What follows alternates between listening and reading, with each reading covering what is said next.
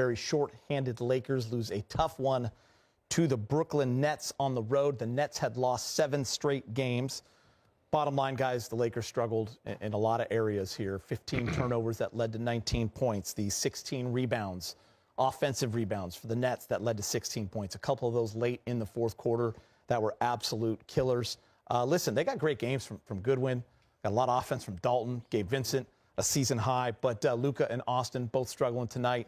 They combined for 11 for 39. Yeah.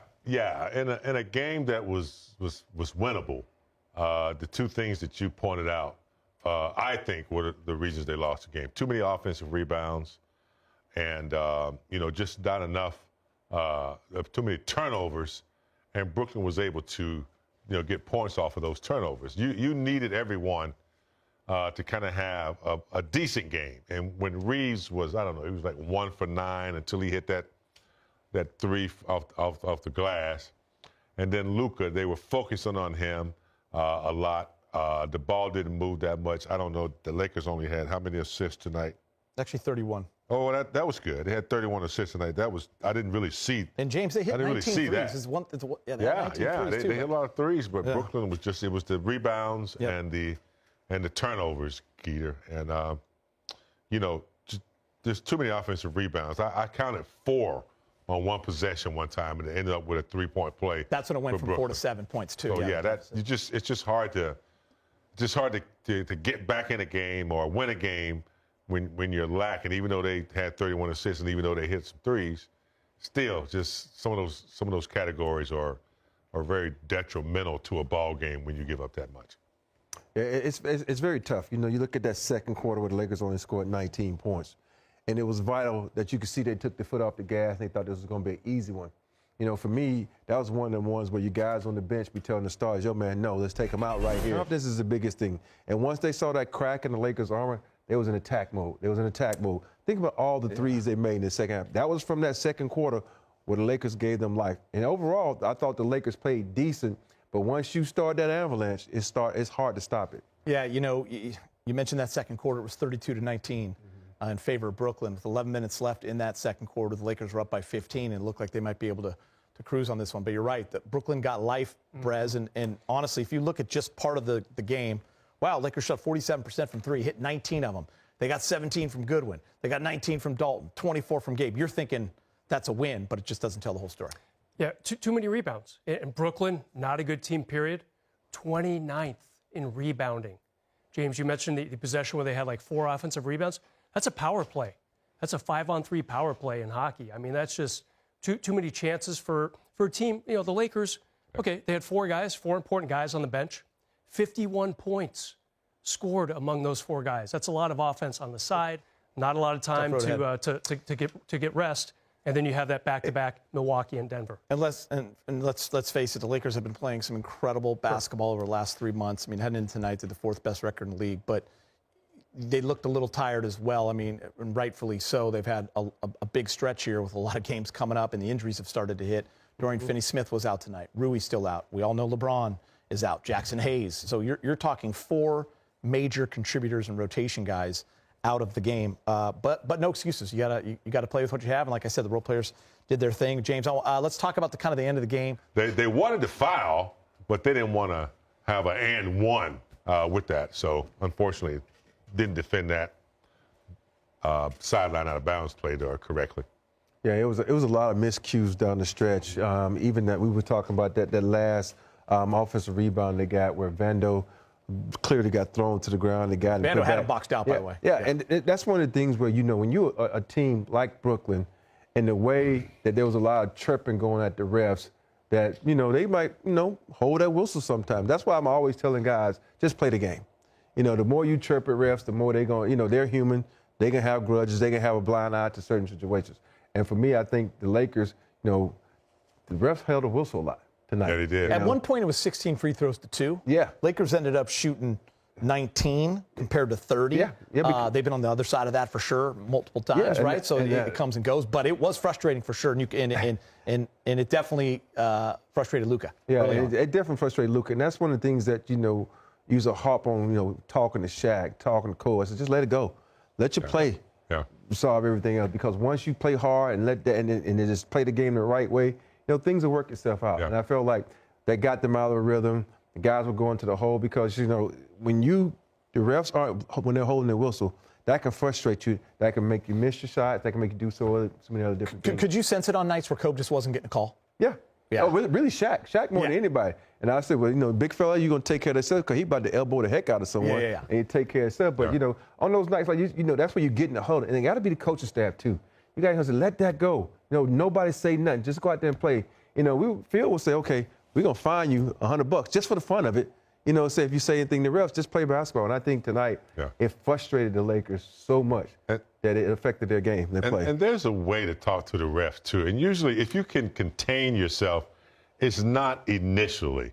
It's like 2 plays later when there's somebody's at the foul line, then you walk over to him. You say, hey, he got me. He fouled me. And then you don't want to embarrass the referees.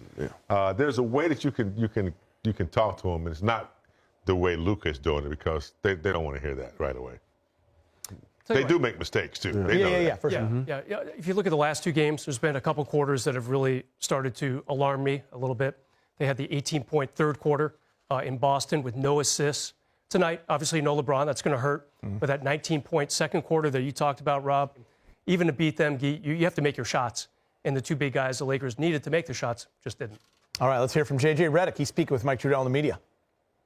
JJ, first, just what's the kind of the right way to handle the blitz, and what were the things that weren't happening? If you agree that was something that was an issue tonight, just throw the ball to the guy, and you play 4-on-3. Do you know why that wasn't happening as much? I think it was a very low-level communication game for our team. Yeah. You knew you were going to be shorthanded, but what's the kind of frustration level at the guys that you had out there not playing better? Yeah, I mean, I don't think being shorthanded is an excuse for how we played basketball tonight. JJ, you guys shot 2 free throws in the first half. A lot of griping from your players. Do you think that took them out of any sort of rhythm? No, I think it was just an overall mentality just to take shortcuts tonight. We just wanted to take shortcuts. Too many. They scored 20 points on us gambling. They had 16 offensive rebounds. We ball watched all night. We had no dare shots. I'll go through it. They probably made 6, 7 uncontested threes. Just shortcuts. You want to be a good team, you want to win in the NBA, you got to do the hard stuff. We couldn't even pass to each other. We couldn't enter our offense. Running ball screens literally at half court. Yeah, that's going to end up in a turnover. I don't know what we're doing. You guys haven't had many nights like this season. Does that make it worse when it comes and it hits you? Obviously, you're upset. No, we just got to be better, and we'll use practice to clean things up and make sure everybody's on the same page. Luka has 4 techs in a dozen games with you guys. What's the level of playing with passion versus detracting from both his play and the team's play by crossing that line? I think he's been fine. Believe me, I've seen Luka get on the officials worse. I think he's been fine. It's just frustration. Obviously tonight, frustration, feeling like he got fouled some, and then frustration with, frankly, how he played. So it's part of it.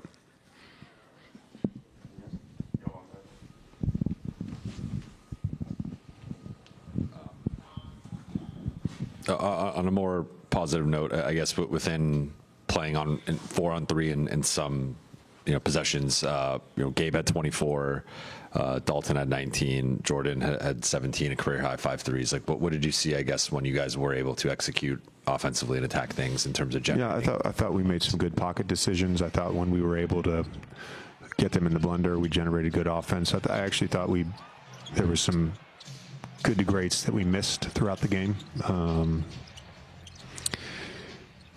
I think those guys played well. They were obviously putting a lot of defensive attention onto Luka and Austin, and neither of those guys shot the ball well, but they got 22 assists between them.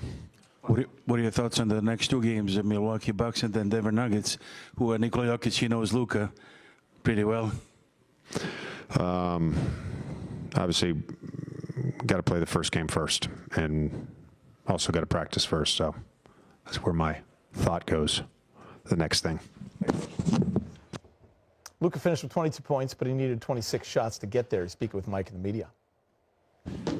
Luka, I know you've been handling the blitz for many years. A lot of teams have done that. New teammates, new starting lineup today. But what are just the key, simple principles for how to play out of that when a team is being that aggressive on you? Yeah, just should made better decisions on that one. I think we started the game doing really good job, good decisions, and then just went kind of out of it. Luka, you guys as a team shot only 2 free throws in the first half. It seemed like everybody on the court was pretty frustrated. Do you feel like that kind of dispirited you guys as a group? Did it take you out of what you wanted to do as a team? And just in terms of kind of the overall sort of offensive spirit. Yeah, I mean, at the end of the day, it was a lot. I think it wasn't fair. But, we just got to play the game. I got to keep playing the game, but it was a lot, man. I ain't going to lie.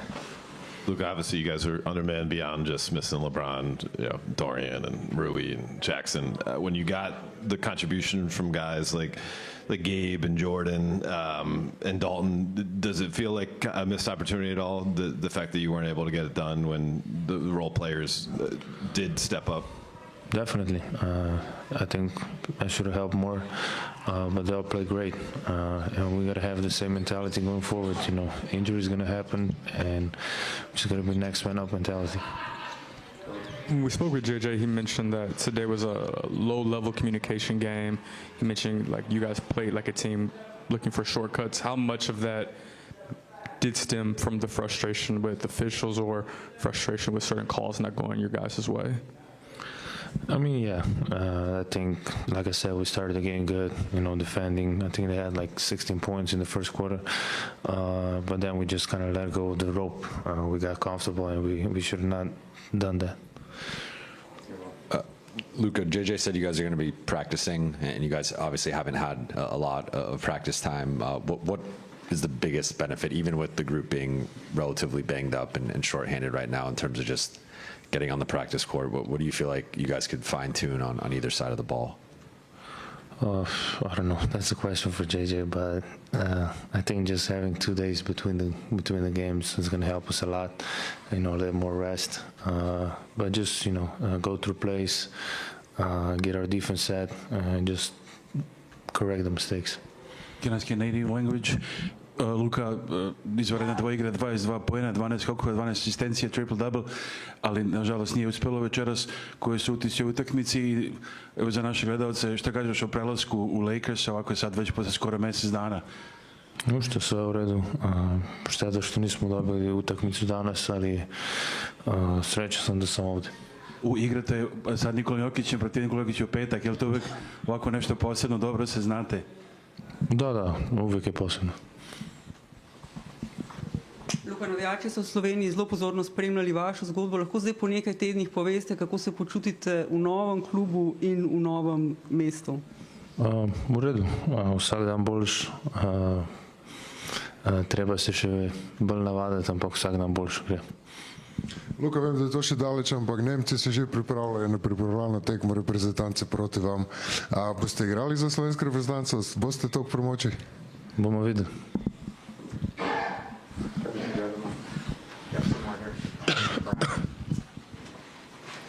Luka, when teams are going to throw 2 at you and throw 2 at Austin repeatedly, I would assume there'll be more of that coming in the stretch with LeBron out. Is there an element of continuity, though, and chemistry with other guys in terms of just being familiar with where they should be when the help comes? And I guess where are you at with comfortability in terms of knowing that part of it yet?